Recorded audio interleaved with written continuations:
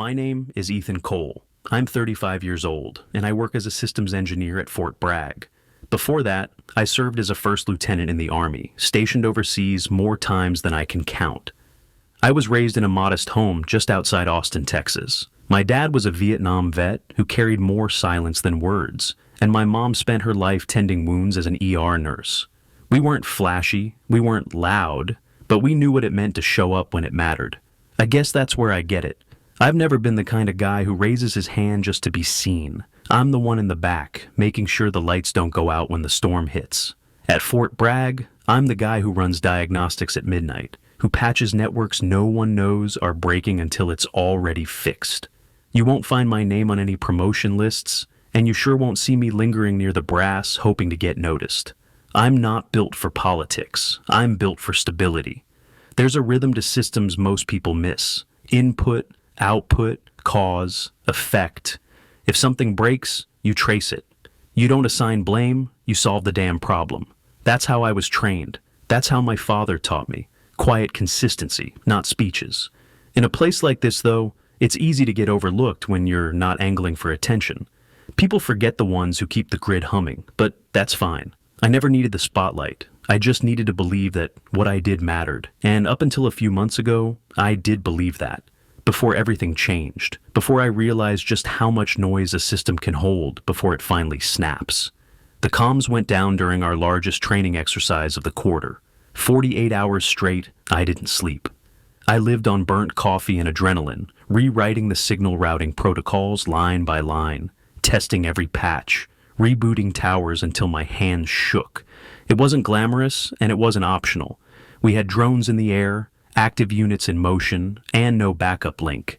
If we lost full satellite sync, we'd lose the entire SIM and risk compromising live assets in the region. By the time I stabilized the uplink, it was 3 a.m. I documented everything: logs, schematics, emergency patches. I sent the report to my commanding officer and flagged it as high priority.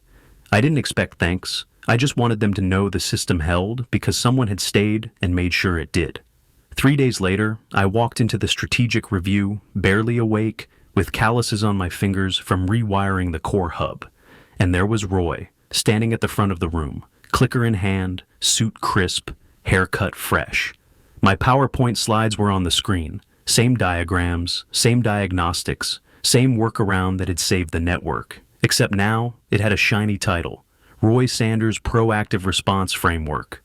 I didn't speak. I sat in the back, next to a stale muffin tray, and watched him deliver my fix like it was his masterpiece. He didn't stumble. He didn't hesitate. He spoke in buzzwords and battlefield metaphors and nodded like he understood what any of it meant. The room applauded. One colonel even said Roy's foresight was exactly the kind of initiative this base needed more of. I didn't clap. I didn't breathe for a moment. I just watched as my work, my hours, my name disappeared under someone else's voice. No one looked at me. No one asked where Roy had gotten the schema. He winked as he walked back to his seat like we shared a joke. But I wasn't laughing. Afterward, I passed him near the mess hall. He slapped my back like we were old football buddies, said I'd really set him up well, then kept walking like it was all perfectly normal. I went back to the server room, turned off the lights, and just sat on the floor for a while, staring at the blinking lights of the mainframe. That room at least still remembered what I'd done. Machines don't pretend. That night, I got a text from my sister, asking if I'd been in the photos she saw in the base newsletter. It was Roy shaking hands with the command staff. My diagram printed behind them, blurred slightly, but still mine. I didn't answer. I deleted the message and closed my eyes. It wasn't just the credit, it was the silence that followed, the way the room accepted the lie without a blink, the way truth, when spoken quietly, gets drowned out by whoever holds the mic. I had no mic, but I had memory, and that was starting to feel like enough to light a fire. The email came at 6:03 a.m., just as I was stepping into the comms center. Subject line read, "Status update, role adjustment." No greeting, no explanation beyond 4 words buried in the second paragraph. Failure to follow protocol. The decision was effective immediately. I was no longer First Lieutenant Ethan Cole. I was now Sergeant Ethan Cole, reassigned to base support operations. I didn't argue, didn't ask for clarification. The message was signed by someone in admin I'd never even spoken to. Roy, on the other hand, was being honored that same week with a commendation for technical leadership. They held a small ceremony in the courtyard. I saw it from the window. He wore his full dress uniform like he'd earned every thread. They clapped. A reporter from the local military paper took pictures. No one questioned anything. When I returned to the server room, I logged in under my new access level, restricted. Half the directories I built were now locked to me. I ran my checks, cleaned up code, made sure the security patches were syncing correctly. I did my job like I always had, like nothing had changed, except everything had. The room smelled like metal and dry plastic, humming with the weight of machines that never cared who typed the commands, only that the commands were right. That afternoon, one of the younger techs brought me a box of my old nameplates and cleared badges, said command wanted desks updated by Monday. I took the box, nodded, didn't say a word.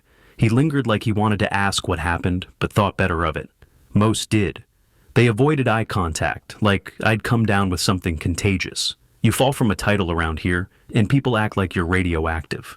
I went home that night, sat on my couch, and stared at the box in my lap, my name etched in plastic. Rank, division, clearance level, all of it obsolete. My father's bronze star hung on the wall above the TV, a quiet reminder of what respect used to mean.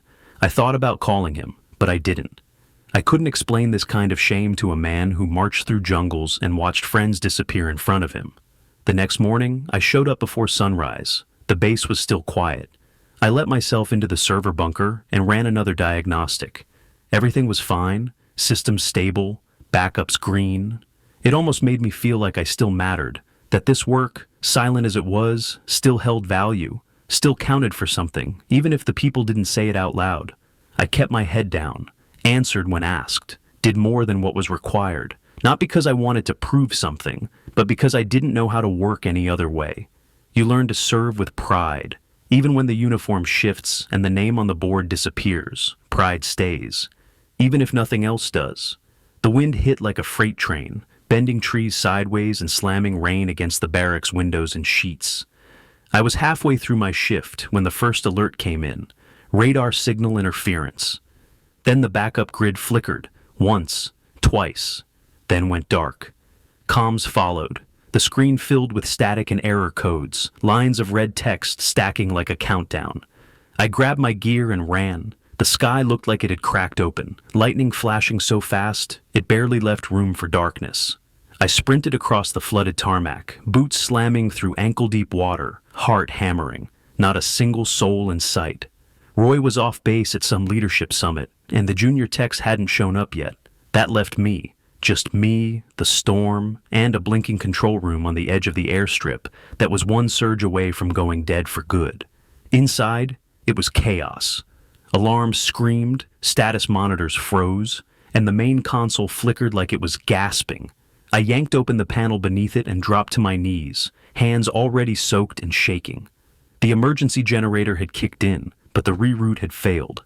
I reran the command scripts manually, twice, then bypassed the surge protection that never got approved last fiscal year. The same one I asked for, the same one Roy said was overkill. I worked through it, through the hum of broken systems and the thunder shaking the roof, through the knowledge that no one was coming, that when things broke, it was always going to be me dragging them back online. I didn't stop until the radar pinged steady again. I sat back against the server rack, soaked through, lungs burning, and listened to the system breathe like it had never skipped a beat. The lights finally steadied around 3 a.m., a pale hum replacing the chaos that had filled the room hours before. I sat there, still soaked, staring at the console like it might collapse again any second.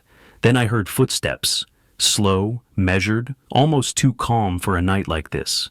I turned and saw Mike, the janitor, standing in the doorway with something in his hand. He didn't say anything at first, just stepped forward and placed the old radio on the desk beside me. It was a battered field unit, military issue, long discontinued. But it was clean, restored, tuned. The frequency screen still worked, glowing a faint green. I didn't ask where he got it. He just looked at me for a second, then said quietly, "That model doesn't glitch in storms. Built too honest for that." His voice was even, calm, like he knew the storm better than it knew itself. I watched him, unsure what to say. My throat was raw from yelling over alarms. My body ached from the cold. But Mike didn't linger. He gave me a nod, not rushed, just firm. "You keep this place standing," he said. "Most people don't see it, but it matters." Then he turned and walked out, mop bucket untouched, boots somehow dry despite the flood outside. No questions, no small talk. I stared at the radio a long while after he left. Tried to remember the last time I'd even seen one like it, let alone working. The casing had a number etched deep into the side. I didn't recognize it, but it felt important, like a memory I hadn't accessed yet. And as the wind howled outside, I kept thinking, how the hell did a janitor know how to fix military comms? And why did it feel like he knew everything I'd just been through? The message hit my inbox just before noon. Mandatory briefing, immediate attendance required, no subject line, no sender name, just coordinates to a meeting room I'd only ever walked past. When I got there, the air felt heavier than usual. Cold, dry, too quiet for a base that rarely stood still. The kind of silence that didn't leave room for questions. Roy was already inside, standing by the projector, sleeves rolled up, face set in that practiced mask of concern. Behind him sat half the command tier, colonels, captains, tech officers from departments I barely interacted with. Their eyes tracked me as I entered. I gave a nod, took the only empty chair, right up front, alone. Not one person acknowledged it. The screen came alive with schematics, radar overlays, status reports from the storm. Roy's voice was calm, polished. He walked them through every glitch, every failed protocol, every breakdown. His summary was slick, concise, just misleading enough to look objective. Then he said my name, only once, but it landed like a charge in the room. He said my override had bypassed a security gate, that the surge could have compromised the entire East Grid. That standard procedure was ignored. I sat there, spine straight, hands flat on the table. I didn't interrupt. I didn't defend myself. I watched them watch me like I was some defective cog in a system they didn't want to admit was broken. When Roy finished, a long silence followed. One by one, the officers flipped through their notes. Some nodded, others scribbled. No one asked me to speak, not yet. I could feel the verdict forming before it was ever spoken. I knew that room, knew how it processed blame. One direction, downward, where it was safest. Still, I didn't break, not in my posture, not in my stare. Let them call it what they wanted. I knew what I did that night, and I knew who wasn't there to do it. But sitting in that chair, under their silence, I realized something cold and final. It didn't matter, not here, not to them. At least, not yet. The door opened just as one of the colonels cleared his throat. Every head in the room turned, and there he was. Mike. Except, this wasn't the quiet janitor who handed me a radio in the dark. He walked in wearing full military dress, polished boots, rows of ribbons on his chest. The room froze. No one spoke. I felt my pulse trip over itself. He moved with precision, but not in a rush. His gaze swept across the officers, stopping just long enough to make each of them sit up straighter. Then he spoke, clear, controlled. "I've been observing this facility under directive orders for the last 90 days. Evaluation of integrity, command efficacy, real-time leadership response." That's what he said. And no one questioned it. He turned to me. "Ethan Cole, stand up." My legs moved before I knew what I was doing. He looked me straight in the eye and nodded, not like a superior, but like someone finally giving you the weight you carried. This man stabilized your entire comms grid during the worst storm this base has faced in a decade, alone, without backup, while the chain of command left him exposed. You could hear the air pull tight. Mike turned toward Roy, then toward the screen. He tapped a folder on the desk. Forwarded emails, mismatched timestamps, embedded code signatures. He laid out every lie Roy told, piece by piece, like a surgeon opening an infection. Roy's face drained to paper white. No one moved to defend him, not even his usual allies. Mike's voice stayed calm, but the edges cut. Command without character is decay. He let that hang in the air. Then he looked back at me. "What you did wasn't just technical. It was honorable. It was necessary. And it deserves more than silence." The room stayed still. No shuffling, no excuses. Just the hum of the projector and one man finally standing where he belonged. That was the moment everything changed, not just for me, but for everyone watching. Because when the janitor turned out to be the highest-ranking officer in the room, nobody saw it coming. And yet, somehow, it all made perfect sense. Mike stepped forward with a leather binder thick with tabs. No one interrupted. No one dared. He opened it to reveal system logs, time-stamped restarts, and error overrides that matched every keystroke I made that night. Then came the security footage. Grainy black and white, but clear enough to show me soaked to the bone, sprinting between consoles, booting up emergency lines. It was all there, every second. He continued without raising his voice. Pentagon reports, flagged internal tickets, eyewitness statements from junior staff who saw the command center restabilize under my lead. He spoke with precision, but not showmanship. Every word dropped with weight. Then came Roy's name, attached to nothing but memos and calendar invites. He had no code contributions, no call logs, just a polished slide deck and a well-timed absence. One of the colonels leaned back in his chair, arms folded, silent judgment. Another flipped closed his notepad, slowly. Roy stared at the table, eyes blank, like he had already left the room.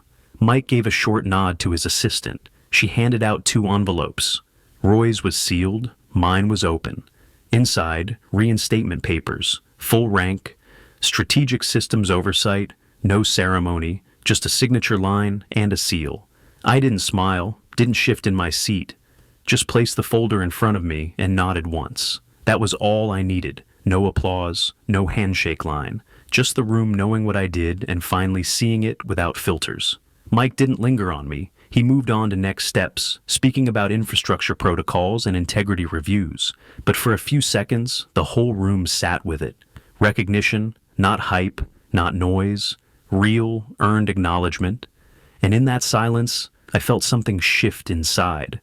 Not pride exactly, more like balance. Like I had finally stopped carrying someone else's weight on my back. My name had always been in the system, but now it was in the room. That was enough.